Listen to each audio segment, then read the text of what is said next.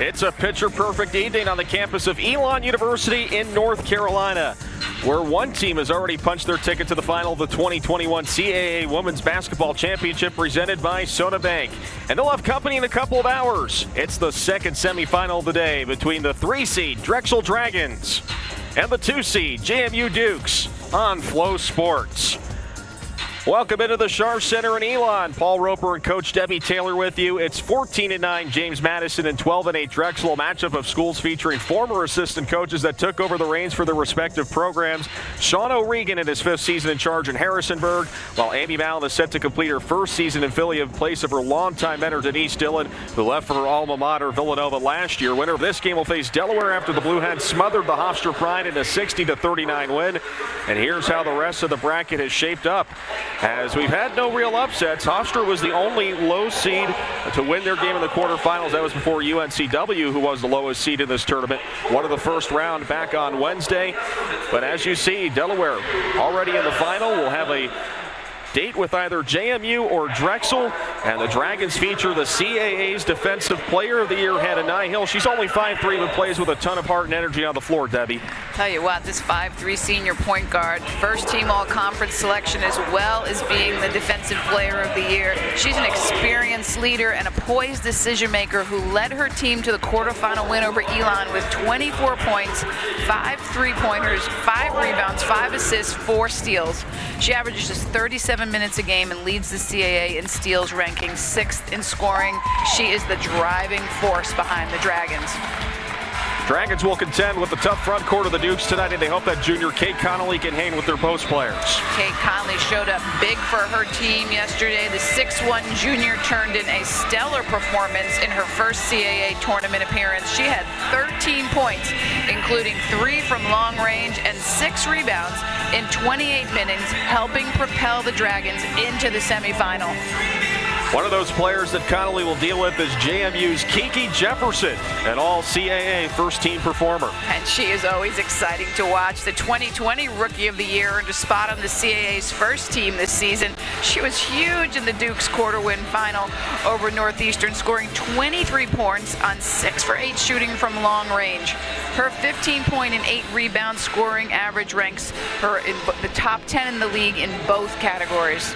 This is a young team with plenty of talent. Last year's Rookie of the Year was Kiki. This year, it's Peyton McDaniel. Kiki took off her crown and handed it to Peyton. This year's honoree, McDaniel responded with a 22-point performance, 5 threes in her first CAA tournament game.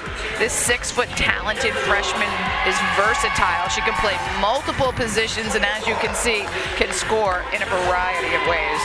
And she won the Rookie of the Year title despite coming off the bench in the last 3 games. In fact, missed a significant portion of February due to a stress fracture. As you see, she's not in the starting lineup tonight, but still a very talented lineup for James Madison that also features Jalen Carradine, as well as the transfer from Georgia Tech on Juf.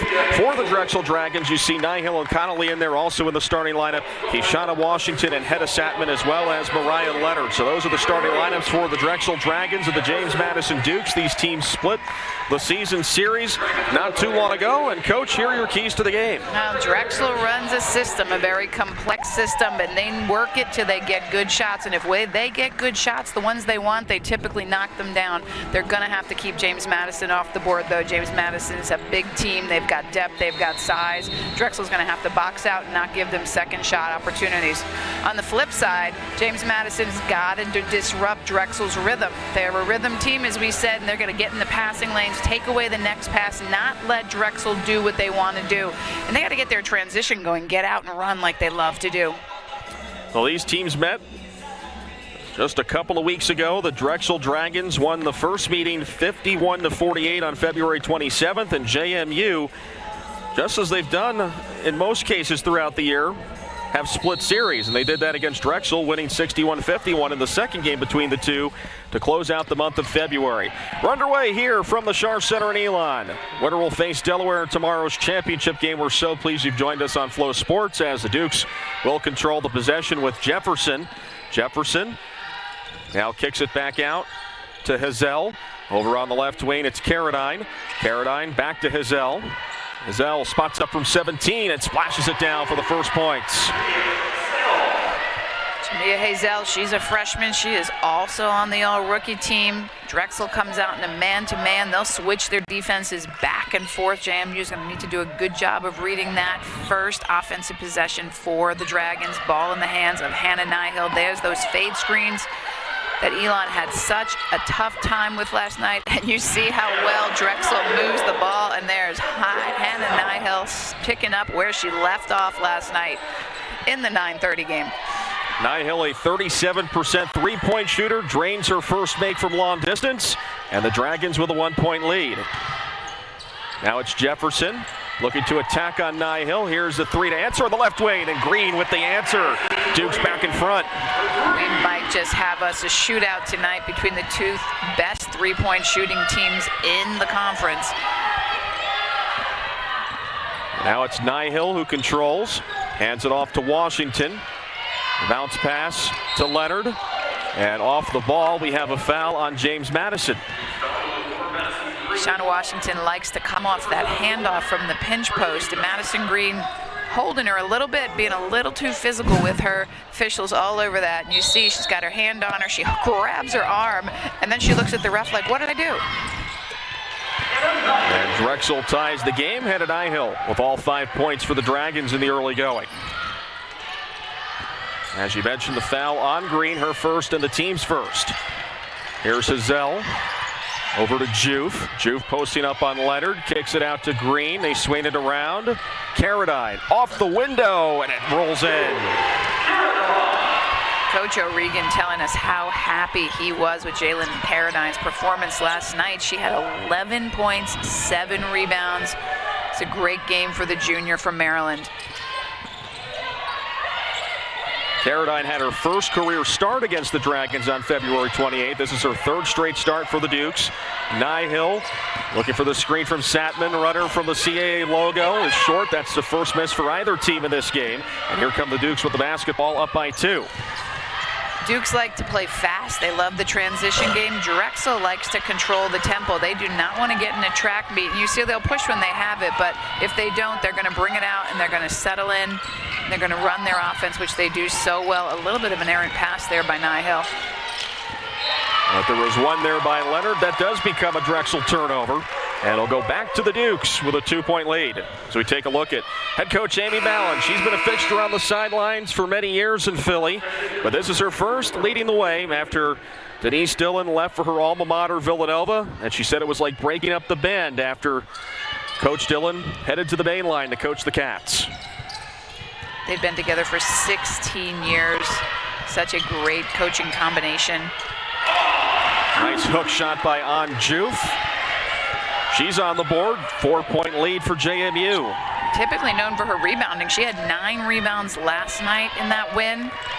She's a very capable scorer, spending the early part of her career at Georgia Tech in her graduate year and just having a great time playing for Coach O'Regan at JMU as we see the athletic prowess of Keishana Washington, the third-team All-CAA selection, and her ability to create her own shot.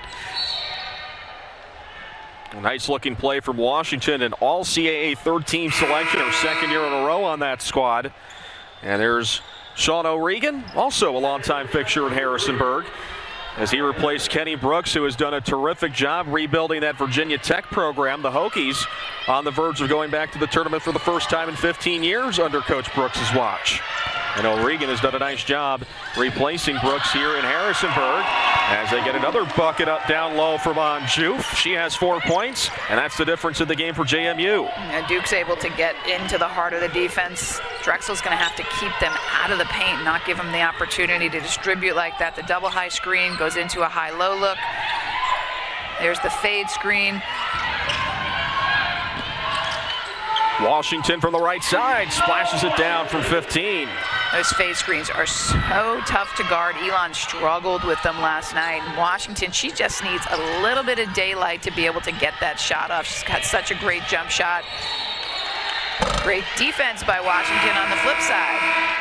That it is. It creates a JMU turnover. Drexel with a chance to tie or take the lead as these teams are hot in the early going. James Madison 5 of 7 from the floor. Drexel 4 of 5. They are combined 9 of 12. And here come the freshmen off that very deep James Madison bench. Come the Rookie of the Year, 6-foot Peyton McDaniel, and 6'2" Claire Neff, the midseason transfer from Clemson, who's had a big impact in only 8 games. Dragons found out the hard way in their loss on February 28th. She had 17 points and 9 rebounds. Dragons able to get the tie. Friendly bounce for Keishana Washington. She scored the last 6. We're tied at 11. Washington has come to play today, and what Drexel does so well is they feed the hot hand. They'll just keep running it to get her shots until she cools off. Jefferson fouled on her way to the hoop, and she'll go to the line to shoot a pair for the Dukes to break this 11-all tie. It's great isolation for Kiki Jefferson on that left wing, and you see she's a 6'1". She's a sophomore, but she's a guard with a post body. She can shoot the 3. She can take you off the dribble. She can also play up at the rim. She's also 6th in the league in rebounding, almost 8 rebounds a game. Talk about a player that can do a little bit of everything. Including shoot foul shots as she makes her first one. Foul was on Kayla Bacon, her first. And the first on Drexel, and both foul shots go in for Jefferson. Her first points, 13-11 lead for the Dukes. Drexel takes their time. It's Nihill at the top, Connolly. Now Washington on the way. McDaniel keeps an eye on her. Washington going all the way to the hoop. Off the glass, no, but she's fouled. And she'll have a pair of foul shots out of this official's timeout. Off to a terrific start here. James Madison with a 13-11 lead as the 2021 CAA Women's Basketball Championship presented by Soda Bank is brought to you by Hercules Tires. Ride on our strength. By Jersey Mike's, a sub above. And UNCW's Cameron School of Business. Visit uncw.edu/CSB today.